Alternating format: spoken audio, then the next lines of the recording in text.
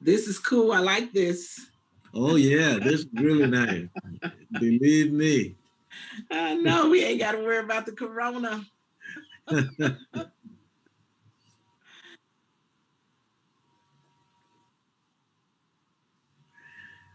Welcome to the world of technology and wave your grades on KUAW.org, emanating from the W.E.B. Du Bois Learning Center and the homes of those you see this afternoon on Wave Your Grades. For those of you who do indeed join us every Saturday from 1 until 2 p.m., we apologize for the delay, but we are learning every day more and more about our technology. And we are thanking Louis George Walker and the Black Family Technology Awareness Association for allowing us this opportunity.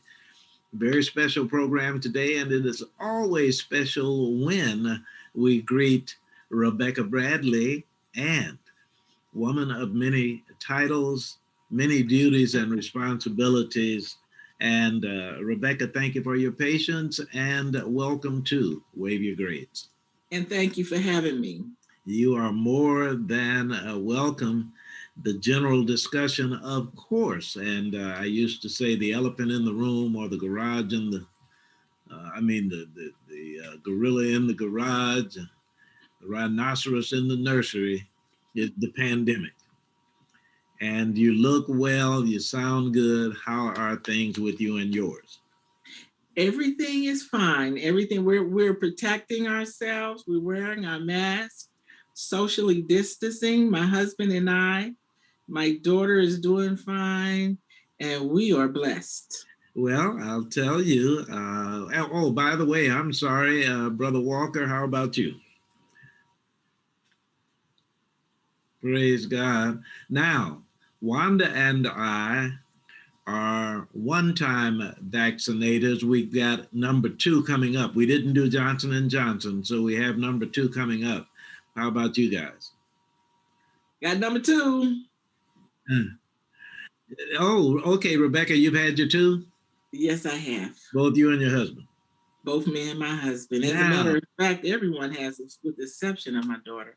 Well, let me tell you now, I was over at Carl Evans' house, and he was describing after number 2 what it was like. Now, you may have had no eventualities whatsoever, but anything special you want to report about vaccination number 2? Well, everything they said was true. You may get sick. Okay. My husband did not. I did, but I took my shot on a Thursday, on a Friday, and I got sick that evening. But by Monday, I was back at work full of energy. Now, there you go. As a matter of fact, it sounds like it ranges from no or very little after effects to feeling like you've got a double dose of the flu. So, Wanda and I, March 23rd. March 23rd will be our second. Now, Rebecca Bradley mentioned the words, quote, back at work, unquote. And I think that for those of us who know you and are getting to know you so well, we are interested in present job responsibilities. What are you up to now? Well, I am today. I'm representing National Association for Black Veterans, and I am a veteran, and I do work for veterans. But overall, as Rebecca Bradley, I want to encourage all veterans, regardless of race, color, gender, to make sure that they apply for their federal and state benefits. And then there are some city benefits as well. Those who are coming out of the military, the first thing that they want to do is make a beeline to the VA hospital and enroll. Because once you're enrolled, you are good to go to get a primary care provider. And then you would want to get an physical. Physical will identify any aches, illness that you may have acquired while in the military, but didn't get a chance to go to sick call. And that is important because most of us get 1 year, and anything that you inform the physician that started in the military, you want to submit a claim, even if you did not go to the sick call while you were in the military. That would be considered a presumptive claim, whereas the VA will presume that that illness, injury that you have informed your physician that started in the military did indeed start in the military. So Now, that's the first thing. this is interesting to me. I have been to see specialists. As a matter of fact, just came from a bone and joint specialist about an injury to my finger. I broke a finger, and it's been about a month or so now. So now I'm at a point where they're going to do something special to heal my hand. Suppose I am on temporary duty. I am in the military. This happens while I'm attending to something pertinent to my duty. Rebecca Bradley, are there those who would say, well, it's just a finger. I broke my finger, but it's just that. So I don't need to report that to anybody. What do you say to somebody who has that attitude? Well, believe it or not, a lot of people in the military do have that attitude. And sometimes you have your service member will discourage soldiers and seamen and airmen and Marines from going to sick call. But we know that sometimes the tiniest member of our body will stop us. For instance, I was exercising and my old injuries, surfaced, my knees, my hip. But when I hurt that feet, I couldn't do anything but sit and let it heal. So what they want to do is go to sick call. All right. Because it needs to be documented. Okay. Now, if it turns out that there is someone who indeed has been honorably discharged, they are no longer on duty, and had something occur that has not been documented, should they still go to the VA? Yeah. One thing, like I stated in the beginning, as soon as a veteran get out, go enroll, because the VA has an income guideline. And before you get a job, when you're out searching for a job, that is when you want to go to the VA. A lot of people do not realize that they can go to the VA. And that is something that really needs information that is really need to be put out.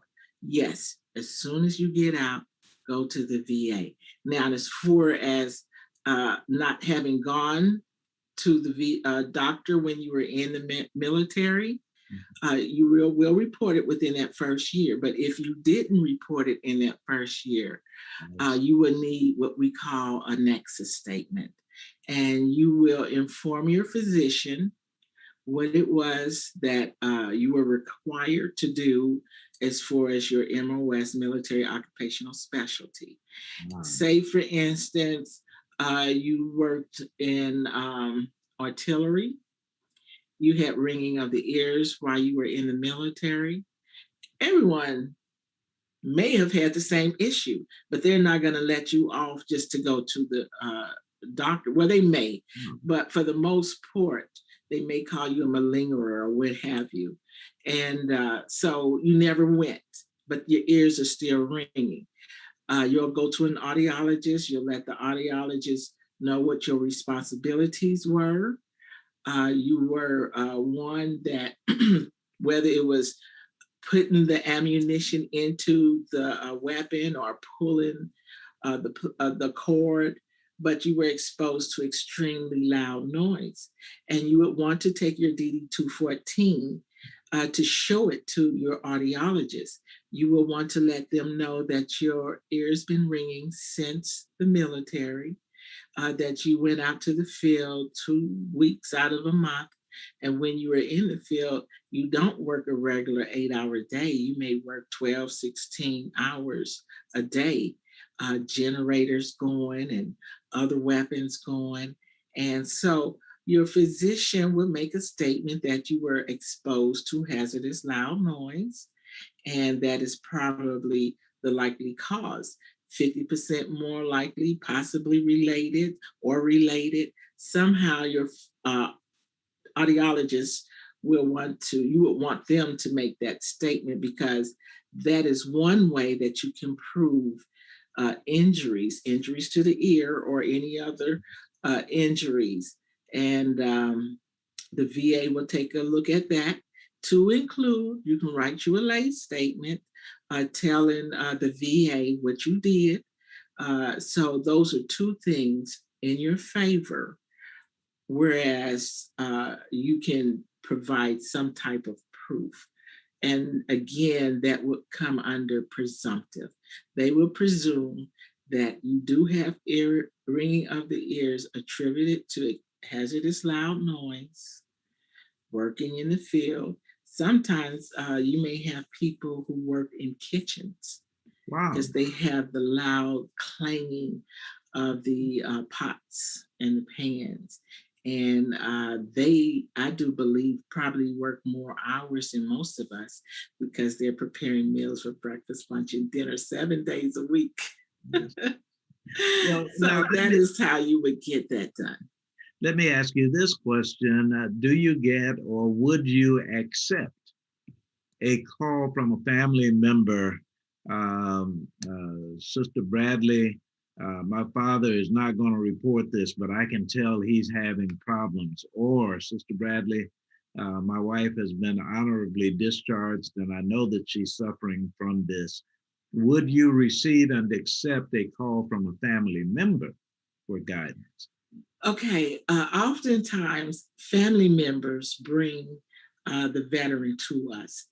That's why I like to, whenever I have an event, whether it be a lunch and learn or a vet rally, I try to make them family events, because we want to inform the family as well as the veteran of how to identify injuries and how to provide or gather up the evidence. And so the spouse cannot attest as a witness of that veteran acquiring that injury, but the spouse can also write a lay statement if they knew the veteran before the veteran went in, and their observations of that veteran after they got out. So the veteran can have their own lay statement. They can have a lay statement from a family member or a friend who knew how they were before and after they went into the military. And I would suggest family members, if you can get that veteran in, please do, because our objective is twofold. One, to get that veteran treated, and two, we want to provide them with some type of compensation, because that veteran maybe has a disability so severe that they may not be able to work. And that is why the VA have the compensation and pension system available to assist veterans. Now, when I talk about a term that I think was a negative term, I will ask you a question about the evolution of understanding. When I was a child, we used to hear the term, quote, shell shocked, unquote. As I grew older, and that was not a positive term, that was not an informative term, it sounded negative. later, of course, more recently, post-traumatic stress disorder. Do you find that our society and veterans are more accepting of being transparent, of admitting to something today than they used to be? That's a yes and a no question, because some people, still carry the stigma, or they don't want to have the stigma of having a mental health disorder. However, once they get in and start talking with a mental health physician, they feel better. Yes, And it's easy yes, to accept that you do have a mental health disorder that you didn't have when you went into the military. But because of the veterans' willingness to serve, even under combat, or through office place harassment, or through sexual harassment, no fault to their own. Uh, Sometimes veterans do develop mental health issues. The VA, I have to say, is excellent yes, at assisting these veterans, more so than I'm not gonna. I can't say that the public physicians in the public sphere aren't good, but I'm just saying that the VA more likely have more expertise in that yes, area. yes. And the problem for some veterans may be getting to those physicians, So I would suggest that anyone with a mental health disorder try to get in and see a mental health physician. And just like if you go to the store, you buy something wrong, you want to exchange it, you can do the same thing. Wow. And the VA will allow you to change mental health physician or primary care physicians, because the VA, they want the veteran to have the best care. Let me remind those who are watching and listening that this is Wave Your Grades, 1 until 2 p.m. every Saturday at KUAW.org. My name is Carl Boyd. I am your host on Wave Your Grades, and we are blessed this afternoon to have as our very special guest Rebecca Bradley. Wave Your Grades is a program that is dedicated to our veterans and prayerfully motivational to American students striving for excellence in honor of our troops. As we continue with our conversation with Sister Rebecca Bradley, I am going to ask that you let everyone know how they might contact you. And by the way, as you give that information, how you would describe your title and responsibilities at this time. Okay, I work for the Missouri Veterans Commission, and I'm also the commander of National Association for Black Veterans Chapter 41 here in Kansas City. I For NAVETS, I do not do claims, but under the Missouri Veterans Commission, as the Minority Veterans Coordinator for the state of Missouri, they can contact me at 816-251-0751. And our office is located in the Fletcher Daniels building, state of Missouri. I'm on the fifth floor, 511. And right now, because of the corona, I am doing claims via telephone. Now, as it relates to Missouri Black veterans, as a matter of fact, of course, Black veterans nationwide and even beyond, have you found in your experience in the military, both active duty and veteran, that our society's acceptance of and appreciation for Black veterans has grown in recent years? Yes, I want to tell you a story. We, National Association for Black Veterans, was invited down to Branson one November for Veterans Day. And we were very well received. I think we integrated their parade, and we got a lot of waves and thank yous, and the kids were bringing us cards, thank you cards, and so on. So on that note, I would say yes. That is certainly good, needless to say, in terms of a societal acceptance and appreciation for.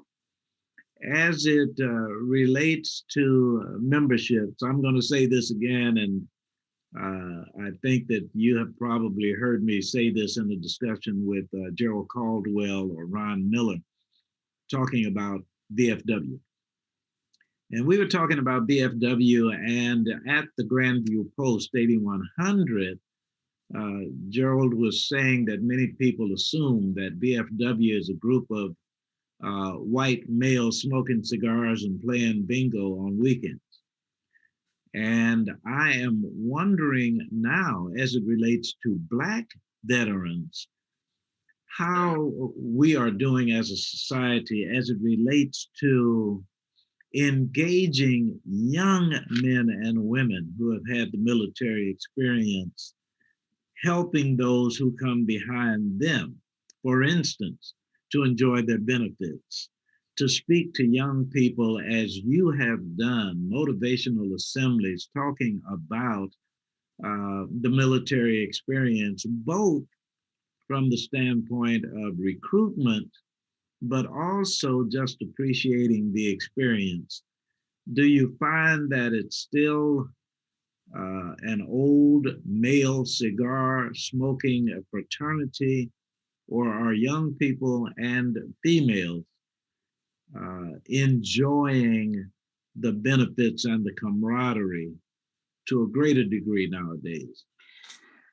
I would say yes, we are. I want to bring up, there's an organization in St. Louis, Missouri called the Buffalo Soldiers. Oh, yes. And they are very young. And when I would say young, I probably would say mid 20s, early 30s to mid 30s, and they're a bicycle club. And they ride there, they have their jackets on, and they get out and they travel. I know the state, some parts of the state. I don't know very much about them, but they are a young group of veterans, and they're doing good as far as promoting them. I've seen them here in Kansas City on 18th and Vine, because we have a Zodiac Club, and I've seen them in Fort Riley, Kansas, down at that memorial that they have for veterans. And then you have National Association for Black Veterans. We get out in the community and work with youth.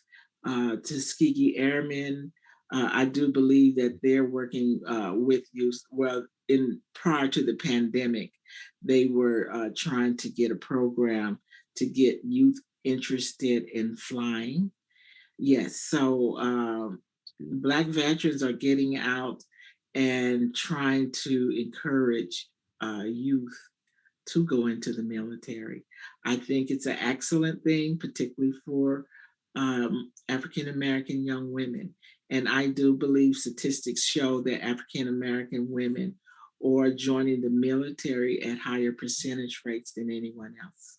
Now, this is so good because we have been honored to have at an 18th and Vine celebration the Leavenworth chapter of the Buffalo Soldiers Cycle Club. So this is a larger organization than I realized, and that is so good.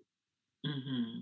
Now, let me ask Sister Rebecca Bradley, in as much as we are celebrating Women's Month, whether or not there's anything special going on, and here again, as in the case of Black veterans, anything in terms of proper attitudes towards female veterans as well? Well, the Department of Labor Women's Bureau did contact me, and they're seeking for 45-second videos from women, just to talk about women, and they list subjects that they may want to talk about. And these subjects that they have listed are they're beneficial towards women. And so I think that's great what they are doing. And the lady that's here in Kansas City, she's in the federal building.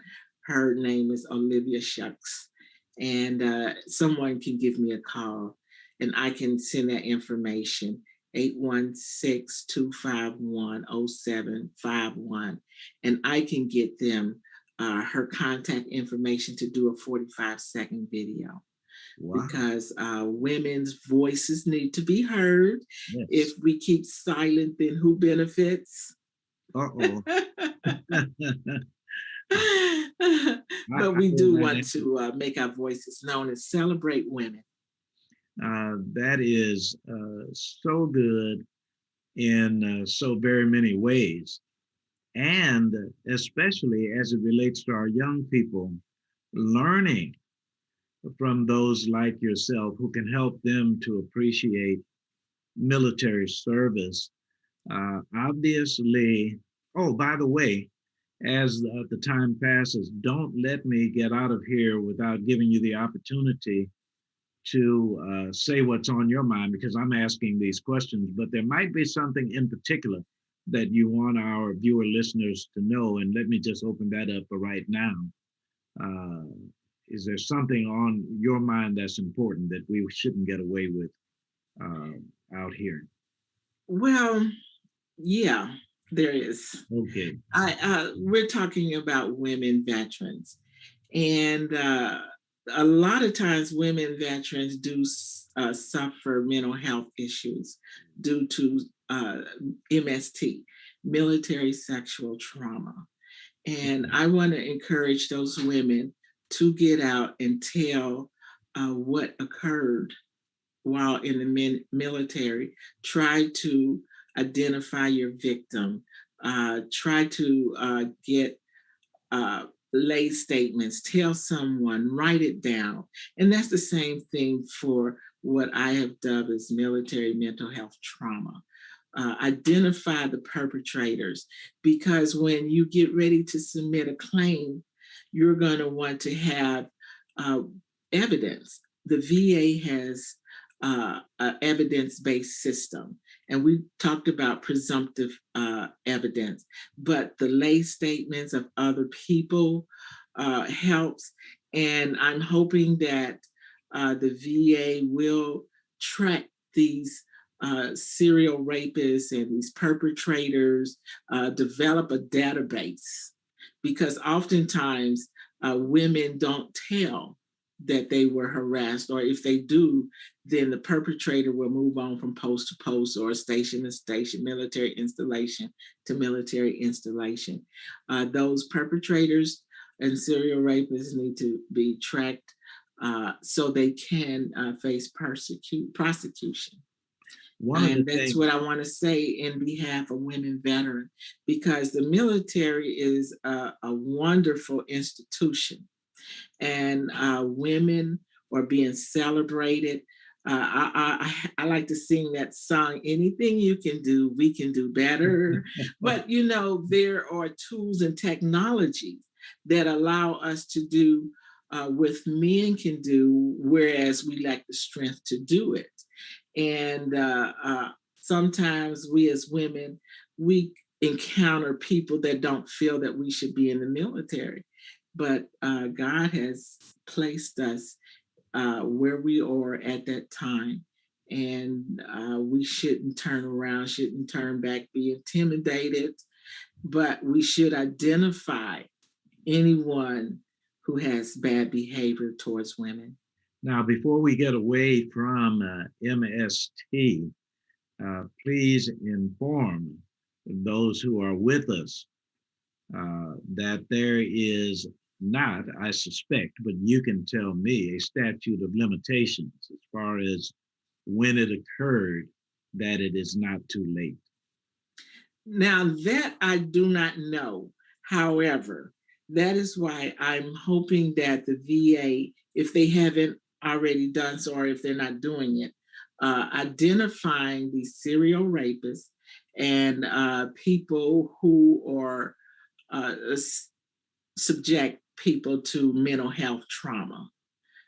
Because a lot of times that results in veterans getting bad papers or discharged with poor characterization or not be able to get back in the military, limit what benefits they can get. It happens. And get your evidence, identify these people, identify lay statements, fight your case. You know, a lot of times it may be on a case by case basis, but as for statute limitations, that I don't know, but I do know once we start identifying these perpetrators, uh, who knows, they may get prosecuted. And once again, if they don't know to whom they should make that call directly, they can call you and you will direct them. Yes. And if they're in the military and they don't know who to contact, the best person to contact, believe it or not, is their state representative. And their Oh, state representative will write their commander and assist them because a lot of times you don't know mhm. who to talk to because there are a lot of men that help other men or women that may help other men or whatever. And I'm not saying only men are perpetrators, but women do need to have help.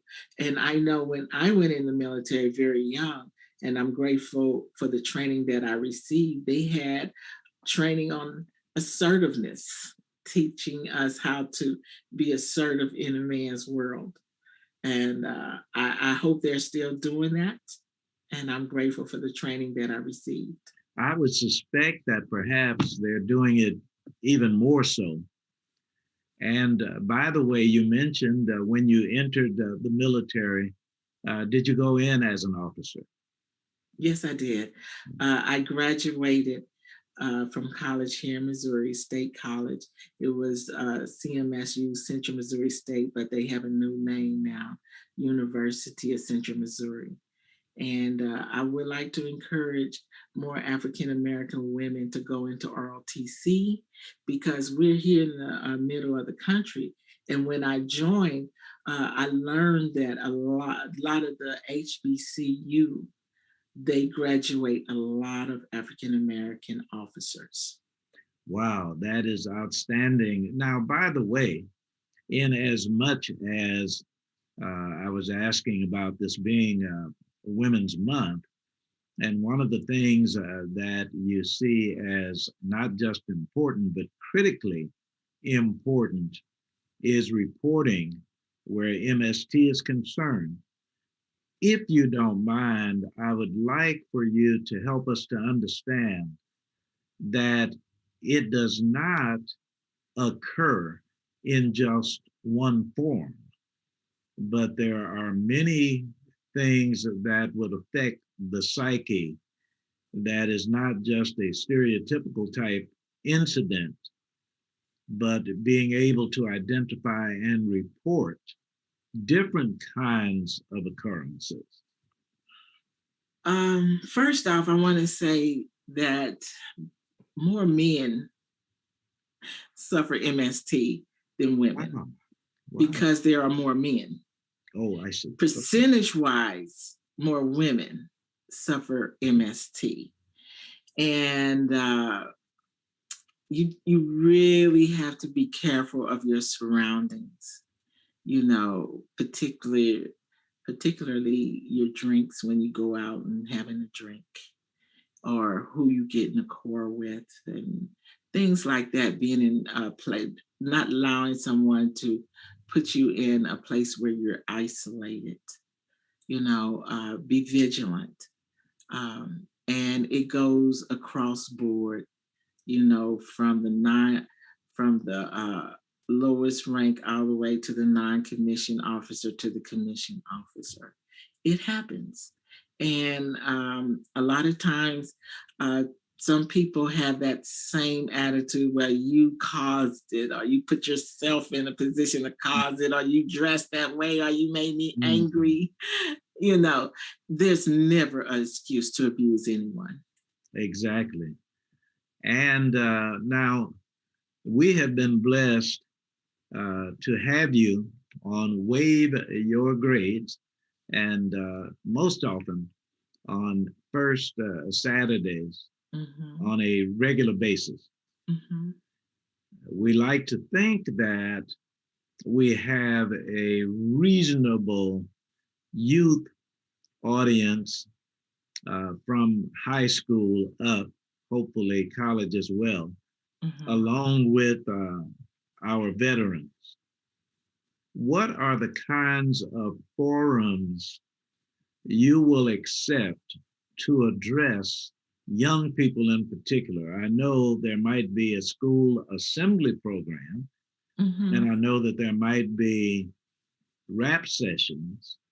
Now, with the pandemic and with uh, technology being what it is, as we are experiencing on this day, what are some of the kinds of presentations they can invite you to, or for that matter, you might invite them to hear more about what you have to say? Yeah. Any presentation that uh, benefits veterans, youth, their children, their dependents, I guess is what I'm trying to say.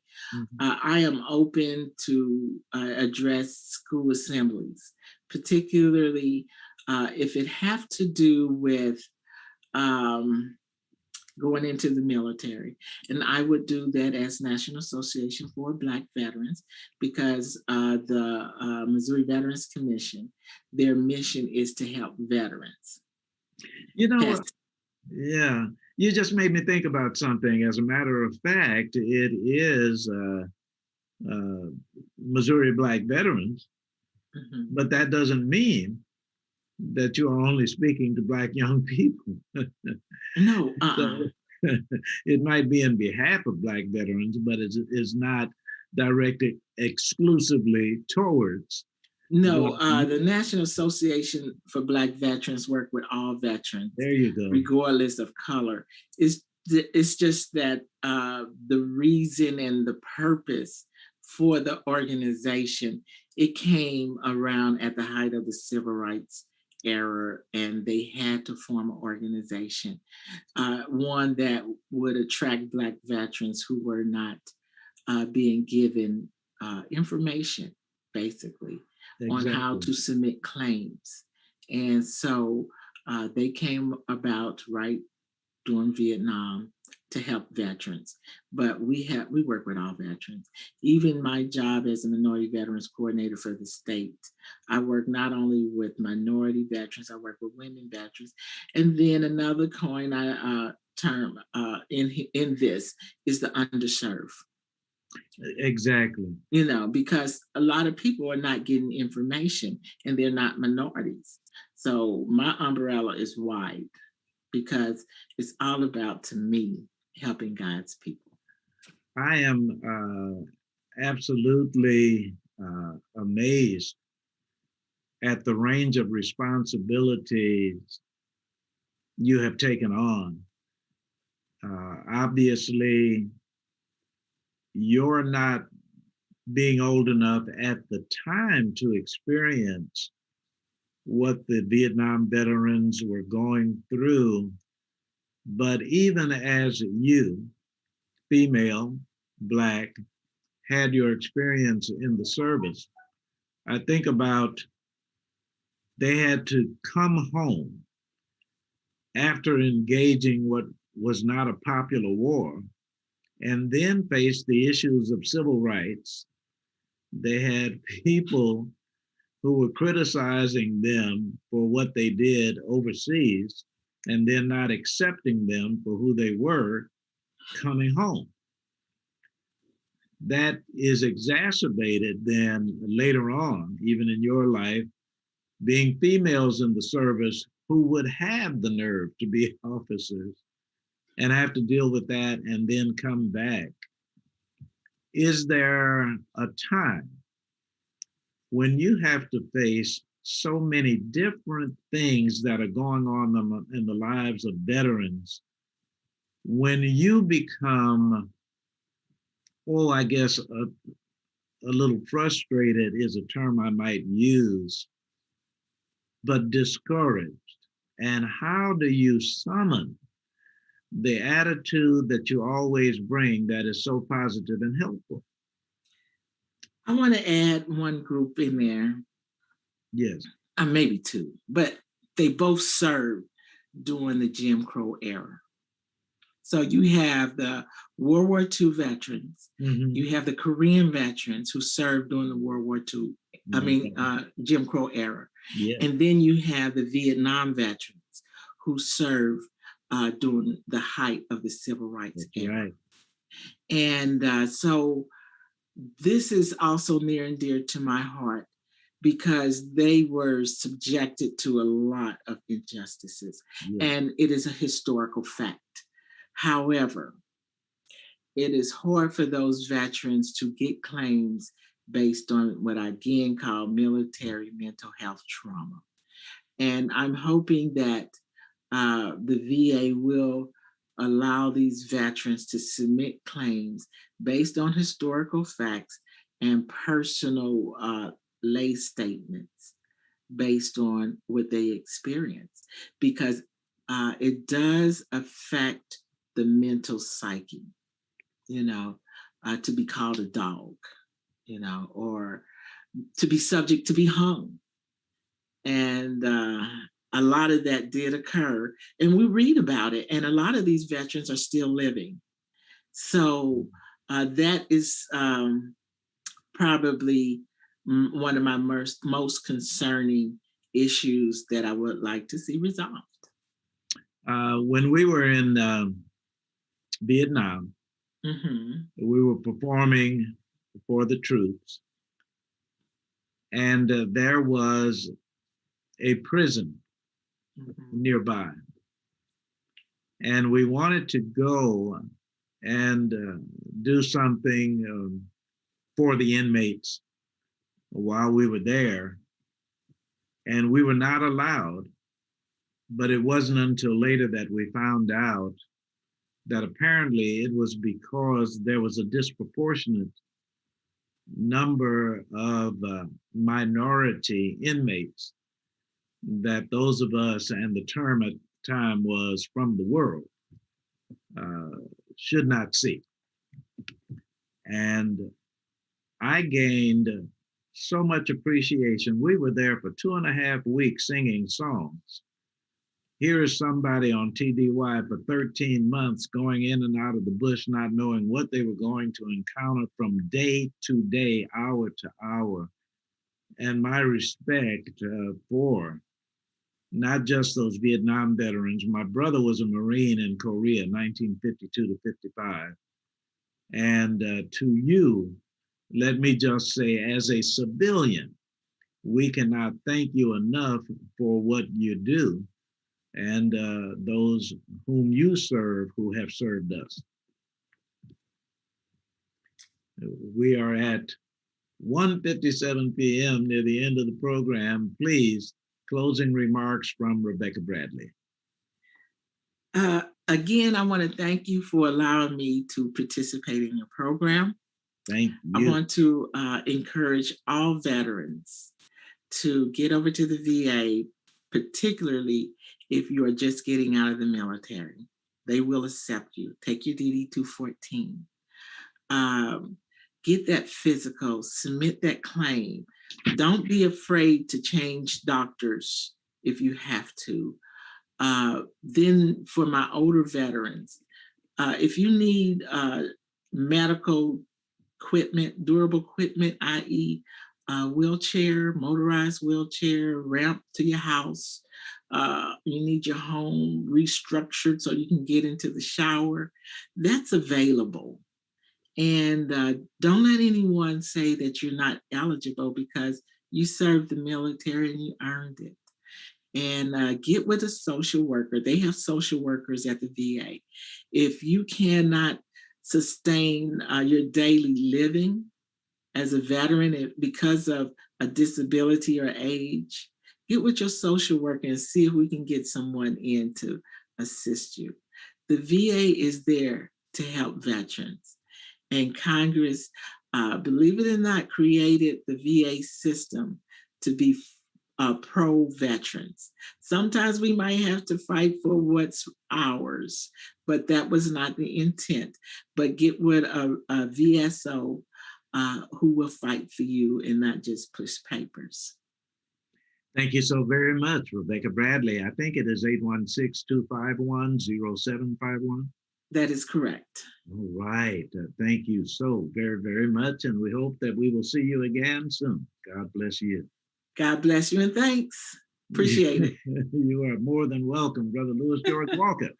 Thank you for allowing us to be on KUAW.org. To students across the USA, your Stoots for Boots message for this day, March 13th.